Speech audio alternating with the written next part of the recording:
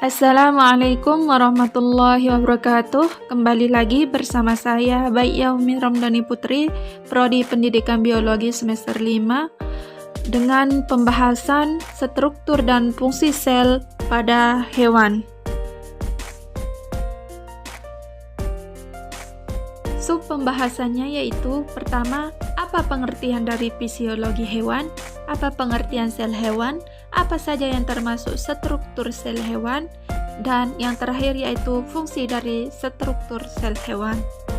Baik, yang pertama yaitu pengertian fisiologi hewan. Fisiologi hewan merupakan ilmu yang mempelajari fungsi tubuh secara normal dengan berbagai gejala yang ada pada sisi hidup serta pengaturannya atas segala fungsi dalam sistem tersebut atau menekankan kepada proses bagaimana hewan dapat hidup dan beraktivitas. Yang kedua yaitu pengertian sel hewan. Sel hewan adalah suatu bagian organel terkecil dengan selaput tipis yang di bagian dalamnya terdapat larutan koloid mengandung senyawa kimia. Sel ini memiliki sejumlah keunggulan, salah satunya mampu menduplikasi diri secara mandiri melalui proses pembelahan. Yang ketiga yaitu struktur dan fungsi sel hewan. Secara garis besar, sel hewan dan sel tumbuhan adalah sama, baik berdasarkan struktur sel hewan, tipe enzim, dan juga bahan genetiknya. Bahkan keduanya memiliki tipe sel yang beragam. Nah, berikut ini beberapa struktur dan fungsi sel hewan yang perlu kita ketahui antara lain. Yang pertama ada membran sel. Membran sel adalah membran semi-permeabel pada sebuah sel yang mengelilingi dan membungkus isi sitoplasma dan nukleoplasma. Pembentukan membran sel dilakukan dengan bahan dasar berupa lipoprotein yang dibentuk oleh lemak dan protein. Nah, fungsinya adalah mengatur keluar masuknya nutrisi dan mineral serta sebagai pembungkus dan pelindung. Adapun fungsi lainnya yaitu sebagai tempat berlangsungnya berbagai reaksi kimia. Yang kedua yaitu sitoplasma. Sitoplasma adalah bagian sel yang terbungkus membran plasma. Sitoplasma terdiri dari air, protein, karbohidrat, lemak, mineral, dan vitamin. Fungsinya yaitu sebagai perantara transportasi zat dari luar sel ke organel atau inti sel, tempat berlangsungnya metabolisme dan sintesis melalui berbagai reaksi kimia, sebagai tempat menyimpan nutrisi dan berbagai zat kimia yang bisa digunakan untuk proses metabolisme sel, dan pelarut untuk semua protein dan senyawa di dalam sel. Yang ketiga yaitu retikulum endoplasma. Retikulum endoplasma adalah organel yang dapat ditemukan pada semua sel eukariotik dan merupakan bagian dari sistem endomembran.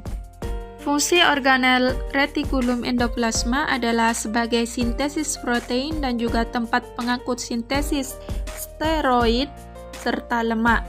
Selain itu, retikulum endoplasma juga berperan dalam membantu detoksifikasi sel-sel berbahaya di dalam sel dan sebagai tempat untuk menyimpan fosfolipid, steroid, dan glikolipid.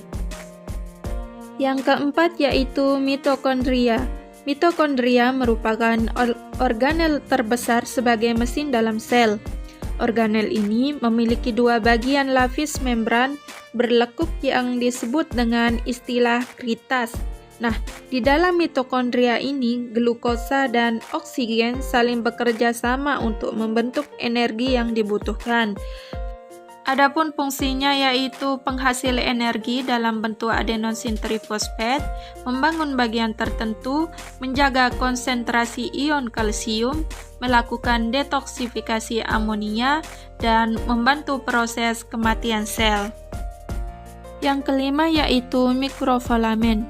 Mikrofolamen ini adalah bagian dari kerangka sel yang berupa batang padat berdiameter sekitar 7 nanometer dan tersusun atas protein aktif, yaitu suatu protein globular, dan fungsinya yaitu sebagai pergerakan sel, eksositosis, dan endositosis. Yang keenam yaitu lisosom. Lisosom ini merupakan kantong terikat pada membran berisi kandungan enzim hidrolitik. Lisosom terletak pada sel eukariotik. Bagian ini berguna untuk mengontrol pencernaan intraseluler dalam kondisi apapun.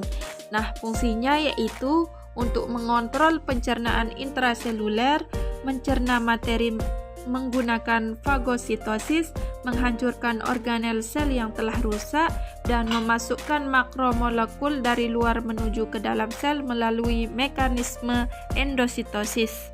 Yang ketujuh yaitu peroksisom atau dikenal juga sebagai badan mikro. Peroksisom ini merupakan organel berkantong kecil berisi enzim katalase dan fungsinya yaitu untuk menguraikan peroksida atau metabolisme yang bersifat racun dan mengubah lemak menjadi karbohidrat. Organel peroksisom ini bisa ditemukan pada bagian sel hati dan juga ginjal. Yang kedelapan yaitu ribosom. Ribosom adalah organel sel yang memiliki tekstur padat dengan ukuran kecil, yaitu diameter sekitar 20 nanometer, dan fungsinya yaitu sebagai tempat berlangsungnya proses sintesis protein. Yang kesembilan yaitu sentriol. Sentriol merupakan struktur organel yang berbentuk tabung pada sel eukariota, dan fungsinya yaitu sebagai pengaturan pembelahan sel. Sentriol juga berfungsi untuk memproduksi silia dan flagella. Yang ke-10 yaitu mikrotubulus, adalah organel sel di dalam sitoplasma berbentuk silinder panjang dan berongga dan memiliki diameter luar sekitar 25 nanometer dan diameter panjang 12 nanometer yang terdiri dari molekul-molekul bulat protein yang disebut tubulin. Dan fungsinya yaitu untuk mendukung transportasi bahan yang merupakan komponen utama dari flagel, silia, dan benang gelondong sel pembelahan. Yang ke-11 yaitu badan Golgi. Badan Golgi juga dikenal dengan sebutan aparatus Golgi, merupakan organel yang berkaitan dengan fungsi ekskresi sel hewan. Badan Golgi ini mempunyai 8 fungsi, tapi saya menyebutkan salah satunya yaitu membantu membentuk kantung vesikula, di mana nantinya sel-sel kelenjar kantung kecil yang memiliki isi enzim serta bahan lain ini akan menjalankan fungsi sekresi. Yang ke-12 yaitu nukleus. Nukleus adalah organel terkecil yang mengatur sekaligus mengendalikan aktivitas sel hewan. Proses ini dimulai dari metabolisme sampai penebalan sel, dan fungsinya yaitu tempat untuk proses energi dan metabolisme, mengontrol pertumbuhan sel, menyimpan informasi genetik sebagai tempat terjadinya replikasi, dan yang terakhir yaitu sebagai sekresi ribosom. Yang ke-13 yaitu nukleokus, yaitu struktur yang menonjol dalam inti dan bila diamati di bawah mikroskop elektron tampak sebagai massa granula yang berwarna gelap di serat-serat yang bergabung dengan bagian kromatin. Yang ke-14 yaitu nukleoplasma, memiliki tekstur padat di dalam inti sel atau nukleus. Di dalamnya terkandung serat kromatin padat dan membentuk kromosom. Nah, fungsinya yaitu membentuk kromosom dan gen. Yang terakhir yaitu membran inti. Membran inti ini adalah elemen struktural utama nukleus yang membungkus keseluruhan organel sel hewan. Membran inti terdiri atas 2 lapis yang berfungsi sebagai pembungkus sekaligus sebagai pelindung nukleus pada organisme eukariotik kecuali sel darah merah mamalia dewasa dan sel phloem. Mungkin hanya ini yang bisa saya sampaikan, kurang lebihnya saya mohon maaf. Wabillahi taufiq wal hidayah.